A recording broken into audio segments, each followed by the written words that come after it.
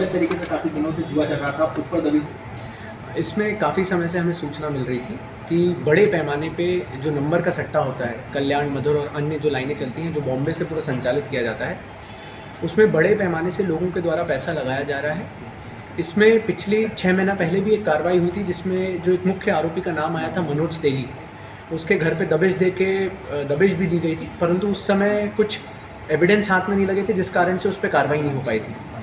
काफ़ी समय से क्राइम ब्रांच की मदद से थाना गांधीनगर में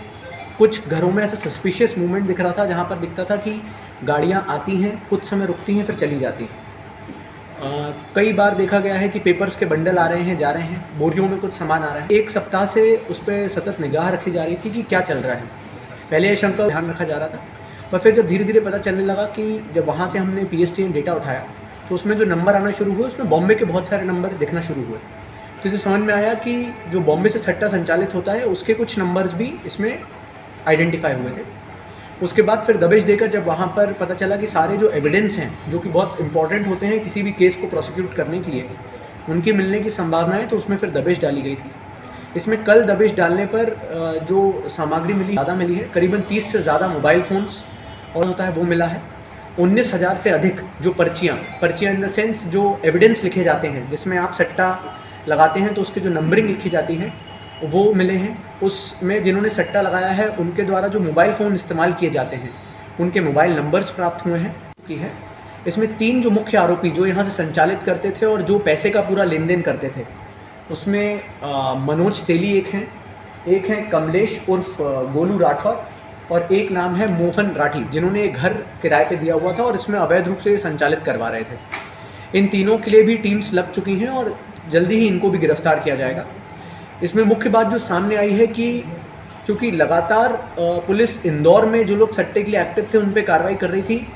तो आरोपियों ने लोगों को ज़िले के बाहर से लाके उनसे ये संचालित करवाया। इसमें जो आरोपी हैं वो कुछ धार जिले के हैं, कुछ आरोपी उज्जैन के हैं, कुछ आरोपी राजस्थान में झालावाड़ ज़िले के हैं और कुछ लोग इंदौर के हैं। तो इस तरीके से इन लोगों के माध्यम से वहाँ के लोगों को भी कनेक्ट करने का एक प्रयास किया गया था। उसमें एक बड़ी कार्रवाई क्राइम ब्रांच के साथ मिलकर गांधीनगर थाने ने की है। फाइल्स में अगर लिंक्ड कोई भी खाते हों, बैंक अकाउंट्स हों, फ़ोनपे के UPI IDs हों, तो उन सभी के लिए डिटेल्स निकलवाना स्टार्ट कर दिए हैं और जितने भी ऐसे खाते होंगे उनमें मूवमेंट ऑफ फंड्स कैसे हुआ है उसको अब ट्रैक करना स्टार्ट किया गया है। सर पूरा इंदौर का सट्टा तो हर पर्ची में भी अगर अपन अमूमन एक नाम माने तो 19,000 लोगों की इसमें पैसा लगाए जाने की संभावना बनती है। तो इससे ऐसा नहीं लगता कि गांधीनगर के जो आर्थिक जिस तरह की प्रोफाइल है उसको देख के ऐसा नहीं लगता कि इतनी बड़ी संख्या में वहाँ के लोग सट्टा लगा सकते हैं। और कई जो पर्चियाँ मिली हैं उसमें जो कीमत है सट्टे की वो बहुत ज़्यादा है, 3-3, 4-4 लाख रुपए का सट्टा लगा है, जो कि मुझे लगता है कि या तो कुछ उनके पेडलर्स, जैसे ड्रग में पेडलर्स होते हैं वैसे सट्टा जो चेनर्स होते हैं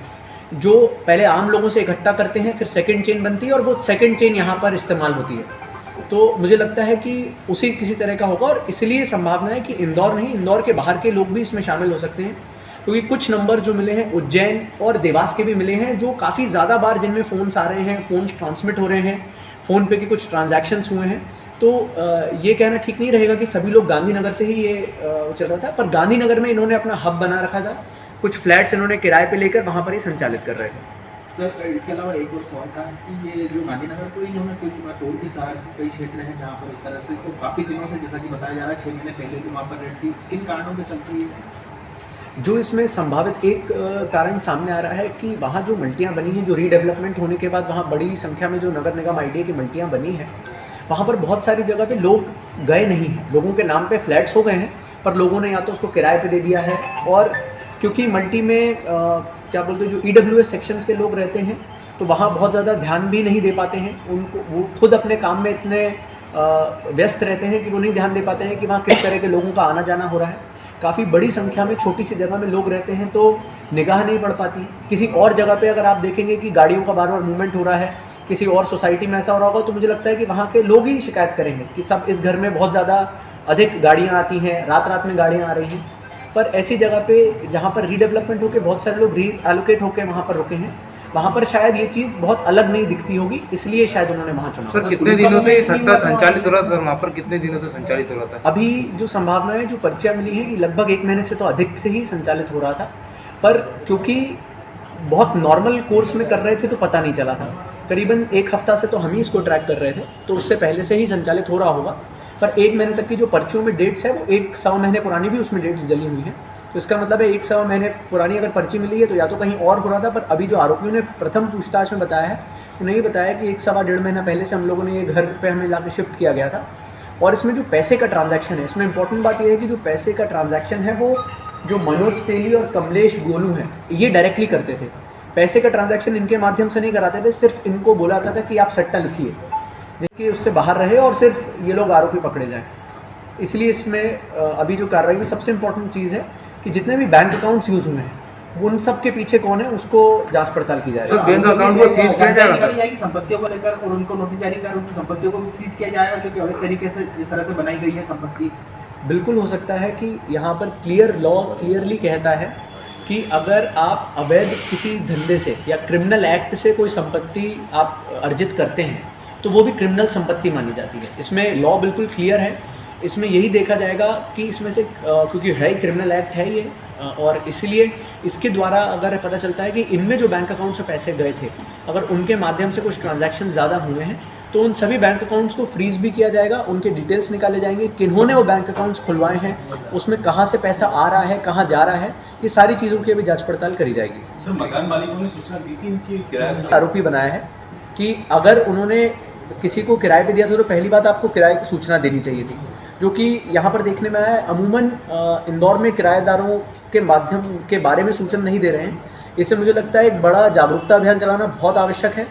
और जिन मकान मालिकों के द्वारा जागरूकता अभियान के बाद भी नहीं जा रही उन पर FIR करना भी बहुत ज़रूरी है। तभी इस चीज़ को बहुत कड़ाई से पालन किया जाएगा, वरना लोग मल्टियों में देखा जा रहा है कि अमूमन अपने घर किराए पे देके कहीं और रहते हैं,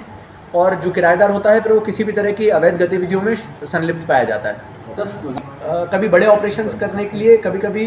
मैं पर्टिकुलरली लोकल पुलिस को इन्वॉल्व नहीं करता हूँ, जिससे कि पूरी तरीके से ये क्लियर हो जाए कि कोई संलिप्तता तो नहीं थी। पर अभी जितने भी इनके कॉल डिटेल्स और वो चेक किए हैं, ऐसी कोई भी चीज़ सामने नहीं आई है कि किसी ने जानबूझकर या उनके संरक्षण में ये चल रहा हो।